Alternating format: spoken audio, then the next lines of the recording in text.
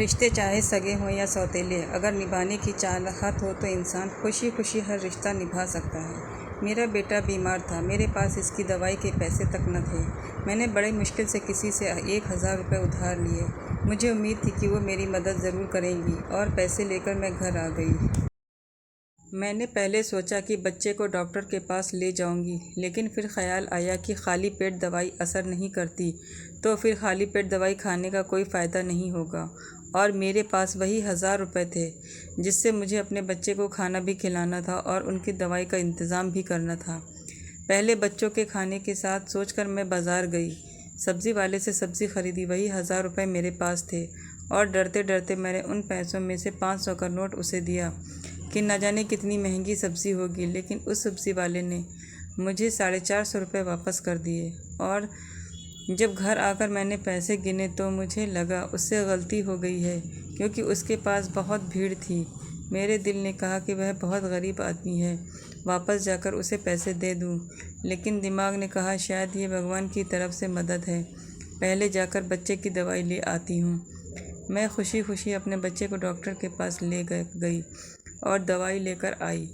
बच्चों को खाना खिलाकर सुलाने के बाद मैं उस सब्ज़ी वाले के बारे में सोचने लगी। न जाने बाद में उसे अपनी गलती का एहसास हुआ होगा तो वो कितना पछताया होगा।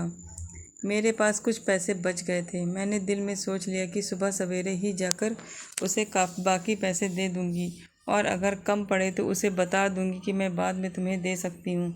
यकीनन वो मान जाएगा।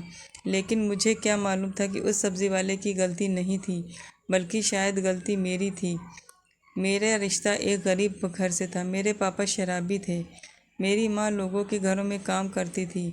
मेरे पापा मेरी बड़ी बहन को जुए में हार गया था, जिससे हम दोनों बहनें एक दूसरे से जुदा हो गई थी। मैंने बड़ी कोशिश की कि मैं अपने पापा की बुरी नज़र से बच सकूं, लेकिन होनी को कौन टाल सकता है। आखिरकार जब मैं 16 साल की हुई तो मुझे भी मेरे पापा जुए में हार गए, और फिर मैं भी शादी होकर अपने पापा जैसे ही एक शख्स के घर में आ गई।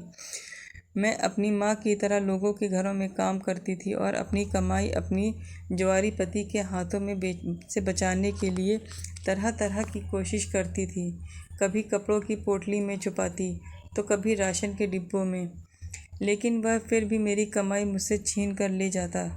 मेरे 3 बच्चे थे और मुझे खुशी इस बात की थी कि भगवान ने मुझे तीनों बेटे दिए थे। कोई बेटी नहीं थी जिसको उसका बाप मेरी तरह बेच देता। इसी तरह समय गुजरता रहा और मेरी ज़िंदगी यूं ही चलती रही। कभी हफ्तों बाद मेरे पति को मेरे घर की याद आती तो वो घर आ जाता और जो भी कीमती सामान नज़र आता उसे उठाकर बेच देता। अगर उसे कुछ भी नहीं मिलता तो वो मेरे साथ मारपीट करने लगता। और मेरे बच्चे मुझे बचाने की कोशिश करते हैं तो वो बच्चों को भी मारने लगता है। मुझे इस बात का सुकून था कि मेरा घर अपना था और वह ये घर बेच नहीं सकता था, क्योंकि मेरे ससुर जी मेरी शादी के बाद अपने बेटे की हरकतों को देखते हुए मेरे घर मेरे नाम कर दिया था। उन्होंने अपने जीते जी ये काम बहुत अच्छा किया। कम से कम मेरे बच्चों को सिर पे छत तो है जो उनका बाप छीन नहीं सकता। मेरे आसपास के घरों में जो औरतें थीं वो भी मेरे ही जैसी थीं, मेहनत करती और अपने बच्चों का पेट पालती थीं। आज छोटे बच्चे की बीमारी की वजह से मैंने एक ईमानदार इंसान का हक मार लिया था और वह चीज़ मुझे चैन नहीं लेने दे रही थी। कुछ दिन बाद जब बेटे की तबीयत कुछ बेहतर हुई और मुझे तनख्वाह मिल गई तो मैंने सोचा मुझे उस सब्ज़ी वाले का उधार चुकता कर देना चाहिए। मुझे कुछ सब्ज़ी भी चाहिए थी, इसलिए मैं दोबारा बाज़ार गई। उस सब्ज़ी वाले ने मुझे देखकर भी अनदेखा कर दिया और बाकी ग्राहकों को सामान देने लगा। मुझे उसके रवैये पर बहुत हैरत हुई कि शायद वह इसलिए मुझे देखकर अनदेखा कर रहा है कि सबसे निपट के मुझसे बात करेगा। खैर, मुझे तो उसके पिछले पैसे भी देने थे, लेकिन मैं पैसे देने की वजह से ही इसी सब्ज़ी वाले के पास आई थी, इसलिए मैं चुपचाप खड़ी रही। सबसे निपट कर वो मेरी तरफ देखकर बोला, क्या चाहिए? मैंने उसे बताया कि आपने पिछली बार मुझे ज़्यादा पैसे कर दिए थे, लेकिन उसने मेरी बात अनसुनी कर दी और पूछने लगा, अभी क्या चाहिए? मैंने काफ़ी सब्जियां उसे बता दी और वो तोलने लगा। फिर सब्जियां तोलने के बाद मैंने उससे पूछा कि कितने पैसे हुए। वो मेरे चेहरे की तरफ देखने लग गया। जो उसने मुझसे कहा उसे सुनकर मुझे झटका लगा कि उसने मुझसे सिर्फ 50 रुपये मांगे थे। मुझे लगा कि उससे गलती हुई है, इसलिए मैंने 500 का नोट निकाल कर उसे दिया, लेकिन उसने 50 रुपये ही काट कर बाकी 450 से वापस कर दिए। और जब मैंने उससे कहा कि सब्ज़ी तो बहुत महंगी है, तो उसने मेरी बात काट कर दूसरे ग्राहक की तरफ लग गया। मैं हैरान होकर घर वापस आ गई और फिर यह रोज़ का हो गया। मैं जब भी उस सब्ज़ी वाले की दुकान पर जाती, मैं जितने रुपए की भी सब्ज़ी लेती वह मुझसे केवल 50 रुपये ही लेता था। कभी कभार तो सब्ज़ी 200 से 300 तक की भी होती थी, लेकिन वह मुझसे 50 से ज़्यादा नहीं लेता था और हमेशा इंतज़ार करता कि सारे ग्राहक हट जाएं, या पहले वह मुझे सब्ज़ी दे देता कि मुझे सब्ज़ी लेने के बाद सबको सब्ज़ी देगा, ताकि किसी को मालूम ना हो कि इतनी सारी सब्ज़ी वो मुझे 50 रुपये में दे रहा है। शुरू शुरू में तो मुझे यह बहुत अजीब लगती थी। जब सब्ज़ी के पैसों की बचत से मेरे घर की बहुत सी ज़रूरतें पूरी होना शुरू हो गई, तो मैंने भी हमेशा सब्ज़ी लेने के लिए उसी की दुकान पर जाना शुरू कर दिया। कम से कम 3 माह हो चुके थे। मैं रोज़ाना सब्ज़ी लेने जाऊं या हफ्ते में एक दफ़ा जाऊं, मैं जब भी जाती वह मुझसे 50 रुपये ही लेता था और अच्छी खासी वाली सब्ज़ी निकाल कर देता। मैं अपने आसपास मौजूद किसी को भी इस बारे में नहीं बताया था, क्योंकि वह किसी को भी यह सब्ज़ी कम पैसों में नहीं देता था और मैं कोशिश करती कि बार बार इसके पास न जाऊं, लेकिन उसकी सब्ज़ी के बचे हुए पैसों से मैंने अपनी बहुत सी ज़रूरतें पूरी करना शुरू कर दी थी और मैंने अपने एक बेटे को सरकारी स्कूल में भी पढ़ने के लिए डाल दिया था। इसलिए मुझे इससे ही सब्ज़ी लेना पड़ती, क्योंकि किसी और दुकान से लेने पे मुझे सारे पैसे देने पड़ते, जो कि मैं नहीं दे सकती थी। मैं हमेशा यह सोचकर जाती कि इससे ज़रूर पूछूंगी कि 50 का क्या मामला है, क्या वह सब्ज़ी इतने कम पैसों में क्यों देता है। लेकिन उसके लिए ज़रूरी था कि उसकी दुकान पर कोई ग्राहक न हो। लेकिन जब भी जाती उसकी दुकान पर ग्राहक होते, कभी मेरी सब्ज़ी खरीदने के दौरान आ जाते तो कभी पहले से मौजूद होते थे। मुझे इससे इस बात का मौका नहीं मिलता था। इस सारे मामले में उसकी कोई गलत मकसद होता तो मैं औरत थी, मुझे अंदाज़ा हो जाता उसकी नीयत का, लेकिन उसका ऐसा कोई इरादा नहीं था, क्योंकि वो मुझे कभी नज़र उठाकर भी नहीं देखता था। पहले वह किसी औरत को नज़र भर के भी नहीं। बात उसकी शराफत की दलील थी। सवाल यह था कि अगर वह मेरी गरीबी की वजह से तरस खाकर मेरी मदद करता चाहता है, तो ऐसे तो बहुत लोग थे जिनको मदद की ज़रूरत थी, कि लोग तो ऐसे भी थे जो 2-3 दिन तक भूखे रहते थे, और वह उन लोगों की मदद क्यों नहीं करता था, मेरी मदद क्यों करता है। यह बात मुझे सोचने पर मजबूर करती थी और मेरे हर सवाल का सिर्फ सब्ज़ी वाले के पास ही जवाब था, लेकिन मुझे उससे बात करने का मौका नहीं मिल रहा था। एक दिन जिस घर में वह काम करती थी, वहाँ पर कोई बहुत बड़ी दावत थी। मालकिन ने मुझे कहा कि मैं बाज़ार से सब्ज़ी ले आऊँ और राम सिंह की मदद करूँ। मेरे कदम खुद ब खुद उस दुकान की तरफ बढ़ने लगे। मैंने सोच लिया कि आज तो अच्छी खासी सब्ज़ी चाहिए, तो कम से कम भी 2-3 हज़ार की होगी। आज सब्ज़ी वाला क्या करेगा। मैंने सारी सब्ज़ी जब तुलवाई तो मुझे उसके चेहरे पर हैरत नज़र आई, लेकिन उसने फिर खामोशी से सब्ज़ी तोलना शुरू कर दी और जब पैसों की बारी आई तो मैंने उसके हाथ में 5,000 रुपये दे दिए, जो मुझे मालकिन ने दिए थे। लेकिन हमेशा की तरह जब उसने इन 5,000 में भी सिर्फ 50 रुपये काट कर बाकी रकम मुझे वापस करने लगा, तो मैंने उससे कहा कि ये सब्ज़ी अपनी मालकिन के लिए लेकर जा रही हूँ। उसके हैरान चेहरे पर मुस्कुराहट आ गई और उसने सारी सब्ज़ी के पैसे काट कर 2,000 रुपये मुझे वापस कर दिए। तो मुझे यकीन हो गया था कि वह सिर्फ मुझे ही सब्ज़ी कम पैसों में देता है। उसकी दुकान पर उस समय भी कुछ ग्राहक मौजूद थे, इसलिए मैं आराम से सवाल न कर सकी। उस दिन तो मैं सारा दिन दावत में लगी रही और उससे अगले 2 दिन तक मुझे टाइम न मिला पाया कि मैं सब्ज़ी वाले के दुकान तक जाऊं। कुछ दिनों के बाद जब मैं उसकी दुकान पर गई तो उसके साथ एक लड़का भी मौजूद था और वो वहाँ पर काम कर रहा था। हमेशा की तरह उसने मुझे 50 रुपये में सब्ज़ी दी, लेकिन उस लड़के की वजह से मैं कोई सवाल न कर सकी। कुछ दिनों बाद मैं दोबारा दुकान पर गई तो वही लड़का था, वह खुद नहीं था। मैं कम पैसों में सब्ज़ी लेने की आदी हो चुकी थी। मुझे हैरत हुई जब लड़के ने भी मुझे सारी सब्ज़ियाँ 50 रुपये में ही दे दी।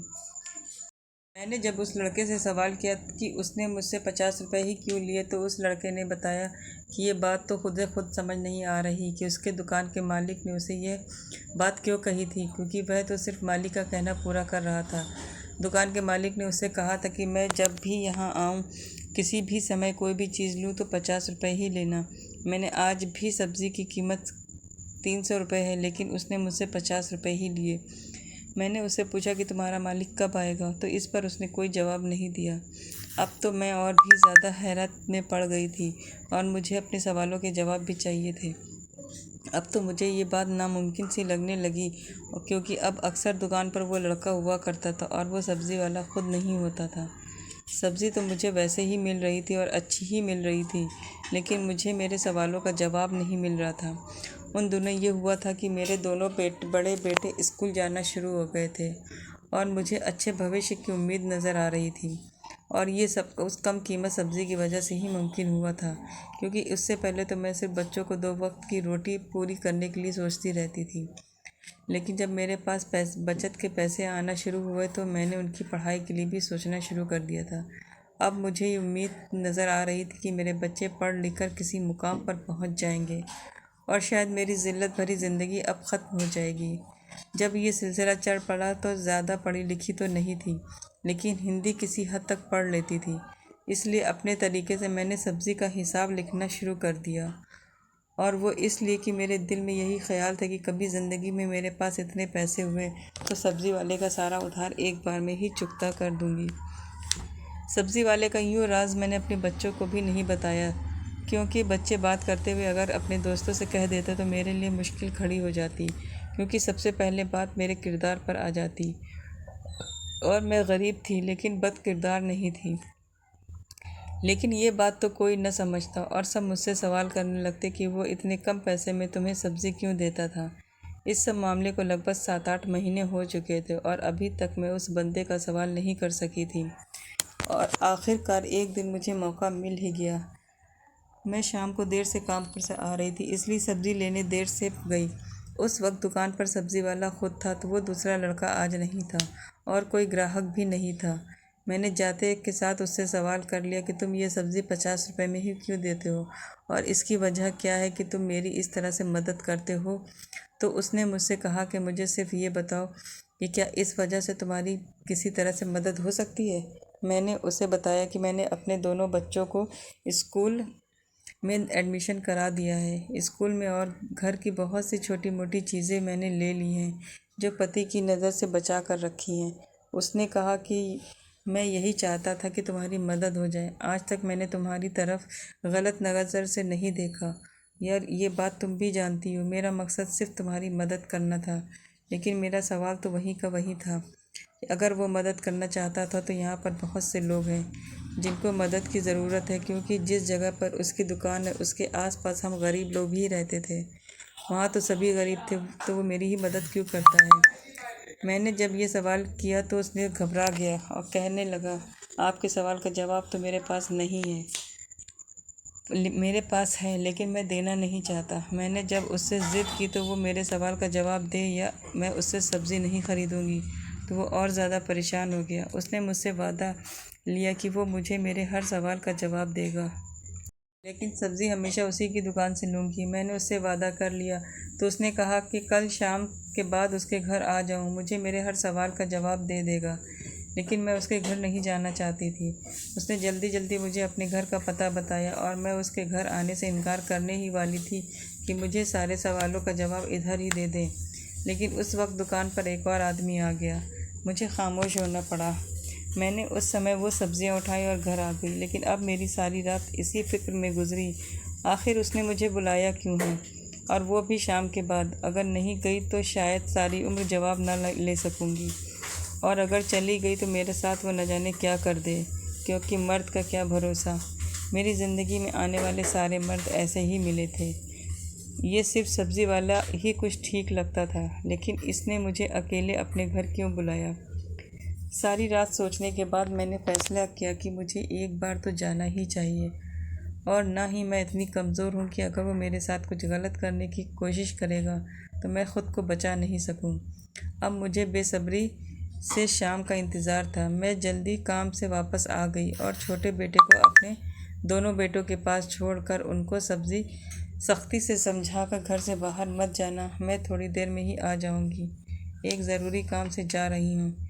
मैंने अपने कुर्ते के अंदर एक छोटी छड़ी छिपाई और घर की तरफ चल दी। और छड़ी मैंने इसलिए रखी कि मुसीबत में काम आ सके। अगर ज़रूरत पड़े तो मैं जैसे तैसे कदम उसके घर की तरफ बढ़ रहे थे। वैसे वैसे मेरी धड़कनें बढ़ रही थी। उसके घर के दरवाजे पर पहुंचकर एक बार तो दिल ने कहा कि पलट जाऊं तो जैसे चल रहा है वैसे ही चलने दूं।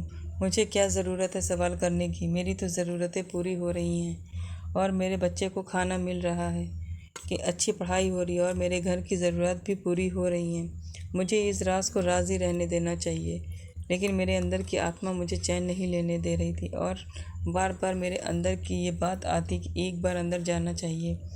उसके बाद मैंने दरवाज़ा खटखटाया। दरवाज़ा खटखटाने के बाद मेरा दिल और तेज़ धड़कने लगा। मुझे यहाँ आने का फ़ैसला गलत लगने लगा।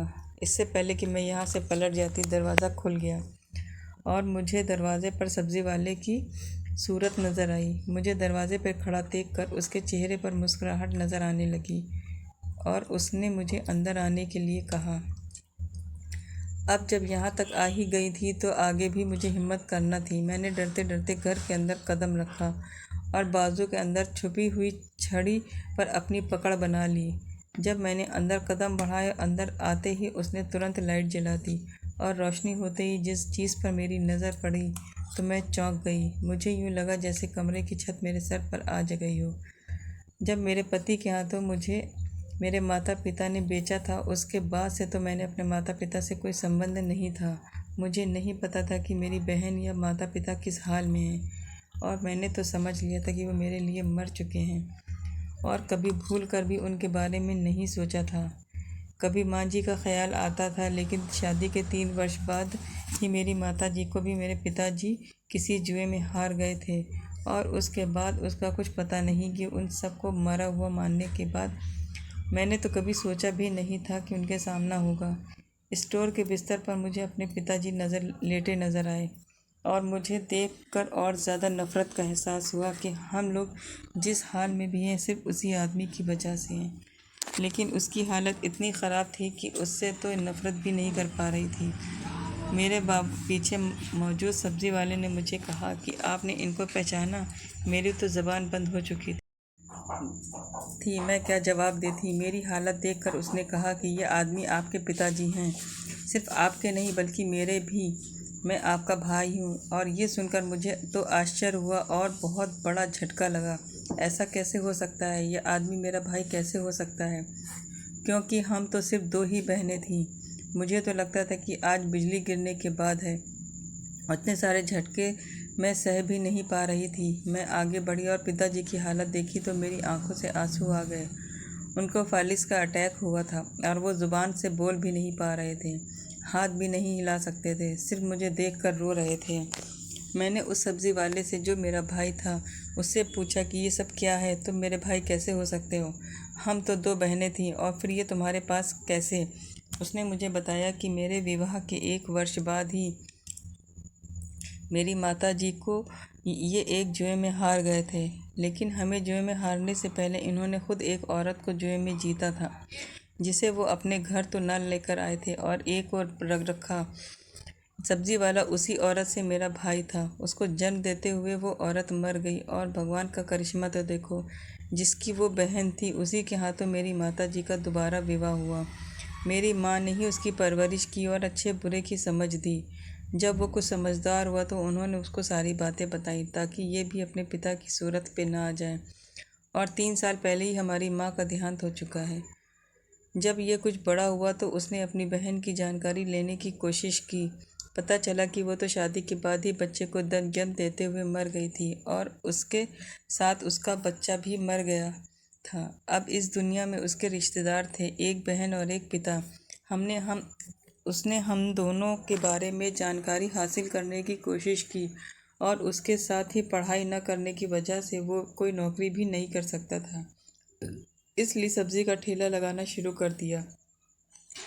वो मेहनत से दिल लगा कर काम करता था और उसकी इज्जत भी बहुत थी समाज में। एक दिन उसको पिताजी मिले और जिस हालत में वो मिले उससे वो उस पर तरस आ गया और उसे अपने घर ले आया। अब पिता की खिदमत ही के लिए उसने दुकान पर लड़का रखा हुआ था, चूँकि उनसे बोला भी नहीं जा सकता था और ना ही कुछ खा सकते थे। और मेरे बारे में उनसे जानकारी हासिल की। मेरे बारे में जानकर उन्हें बहुत दुख हुआ, इसलिए अपने हिसाब से मेरी पूरी मदद करने की कोशिश की और 50 रुपये इसलिए लेता था कि मेरी खुददारी को चोट ना पहुँचे। अगर वो मुझे फ्री में सब्ज़ी देता तो शायद अगले दिन उसकी दुकान पर न जाती, क्योंकि शुरू से मैं सोचती थी कि वो गलती से हमें उसे ज़्यादा पैसे वापस कर रहा है। लेकिन जब उन पैसों से मेरे घर की ज़रूरत पूरी होना शुरू हुई तो मैं खुद ही उसकी दुकान की तरफ जाने लगी और जानकर मेरे किसी सवाल का जवाब नहीं देता था। और ये गरीब भाई की अपनी गरीब बहन के लिए मदद की कोशिश थी। यह सब सुनकर मेरी आंखों से आंसू छलक पड़े और मैंने भगवान का धन्यवाद अदा किया कि भगवान ने मुझे अगर पति और पिता की सूरत में अच्छे इंसान नहीं दिए तो भाई की सूरत में अच्छा इंसान दे दिया। और दिल ही दिल में सोच रही थी कि अपने तीनों बेटों को सही रास्ते पर चलाऊंगी, पढ़ाई के साथ साथ उनकी परवरिश भी अच्छी करूंगी। इससे पहले मैंने उनकी परवरिश पर ज़्यादा ध्यान नहीं दिया था और उसके साथ ही मैंने खुले दिल से अपने पिता को माफ़ कर दिया, क्योंकि उसने जो हमारे साथ किया था उसकी सज़ा उसे ज़िंदगी में मिल चुकी थी और नर्क में भगवान उसे हिसाब लेगा। और अपनी माँ की तरफ से भी उस आदमी को माफ़ कर दिया और अपने भाई से वादा किया कि मैं आती जाती रहूँगी और इस पिताजी का ध्यान रखूँगी। जब मेरे पति के बारे में मेरे भाई ने बताया ने कि उसको बड़ी मुश्किल से कुछ लोगों के ज़रिए उसने शराब छोड़ने वाले विभाग में एडमिट करा दिया है और वो जल्द ही एक अच्छे इंसान की सूरत में आपके सामने आएगा, तो मुझे लफ्ज़ नहीं मिल रहे थे कि जिनके ज़रिए अपने भाई का धन्यवाद अदा कर सकूं, जो मेरी माँ का बेटा भी नहीं था लेकिन सिर्फ माँ की परवरिश का हक अदा करने के लिए अपनी तरफ से मेरी पूरी मदद करने की कोशिश कर रहा था। सच कहते हैं जब परवरिश का असर बहुत होता है। उसकी रगों में खून तो मेरे पिताजी का था, लेकिन परवरिश मेरी माँ की थी जो कि खून पर भारी पड़ गई। दोस्तों, उम्मीद करती हूँ आपको हमारी कहानी पसंद आई होगी। कहानी पसंद आई